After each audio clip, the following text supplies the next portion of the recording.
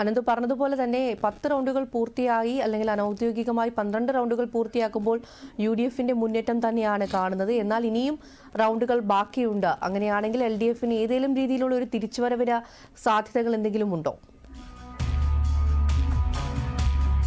തീർച്ചയായും അതാണ് സൂചിപ്പിച്ചത്. ഇനി വരുന്ന പഞ്ചായത്തുകൾ LDFന് മുൻതൂക്കമുള്ള പഞ്ചായത്തുകളാണ്. കഴിഞ്ഞ തവണ അൻവർ വോട്ട് പിടിച്ച പഞ്ചായത്തുകളാണ്. അവിടെയെല്ലാം ഇപ്പോൾ നിലവിൽ ഈ പോത്തുകല്ലിലും ചുങ്കത്തറയിലും എല്ലാം പോലെയുള്ളൊരു ഒരു സ്ലോ ആയിട്ടുള്ള അല്ലെങ്കിൽ ഒരു താരതമ്യേന കുറഞ്ഞ ഒരു വോട്ടിംഗ് ശതമാനം അല്ലെങ്കിൽ ലീഡാണെങ്കിൽ LDFന് ഒരു തിരിച്ചറിവ് സാധ്യമാണെന്ന് തോന്നുന്നില്ല. കാരണം ആകെ കൂടി UDFന്റെ ഒരു മുന്നേറ്റമാണ് നമുക്ക് കാണാൻ സാധിക്കുന്നത്. പോത്തുകല്ലിലും വെറും 207 വോട്ടിന്റെ ഒരു ലീഡ് മാത്രമാണ് സ്വരാജിനുണ്ടായിരുന്നത്. ബാക്കിയുള്ളിടങ്ങളിൽ 800-ഉം 600-ഉം വോട്ടുകളുടെ ലീഡ് UDF സ്ഥാനാർത്ഥി നേടുമ്പോൾ ഈ 207 വോട്ടുകൾ അല്ലെങ്കിൽ 200 വോട്ടുകളുടെ ലീഡ് മതിയാകാതെ വരും. അപ്പോൾ നിലവിലെ സാഹചര്യത്തിൽ എന്തായാലും വരുന്ന പഞ്ചായത്തുകൾ നിർണായകമാണ്. അവിടെ മികച്ച ഒരു ലീഡ് LDFന് നേടാനായാൽ മാത്രമേ ഈ UDF നിലവിൽ നേടിയിരിക്കുന്ന 7500 വോട്ടുകളുടെ ലീഡിനതിനെ മറികടക്കാൻ സാധിക്കൂ. എന്നാൽ അത് എത്രത്തോളം പ്രായോഗികമാണെന്ന് നമുക്ക് ആലോചിക്കേണ്ടിയിരിക്കും. നിലവിൽ എന്തായാലും UDFന്റെ ഒരു തരംഗമാണ് മണ്ഡലത്തിൽ ഉയരുന്നത്.